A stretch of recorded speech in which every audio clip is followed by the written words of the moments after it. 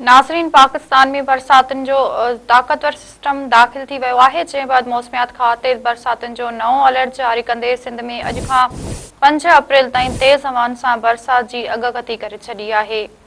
मौसमियात खाते जो चवणु आहे त कराची में अॼु हल्की ऐं सुभाणे खां तेज़ बरसात जो इम्कान आहे। हैदराबाद, सखर, मीरपुर ख़ास, शहीद बेनज़ीराबाद ऐं लाड़कान डिवीज़न में बि पइजी सघे थी। खैरपुर, कशमोर, जैकबाद, मटियारी में बि बरसात जो इम्कान आहे। थरपारकर, उमरकोट, बदीन, ठठे, बदीन ॿियनि हंधनि ते बि बरसात जो इम्कान ज़ाहिर कयो वियो आहे। मौसमियात खाते तरफ़ां जामशोरो, दादू, लाड़कानी, कंबर, शेदादकोट में बि किथे तेज़ त किथे हल्की बरसात जी अॻकथी कई वई आहे।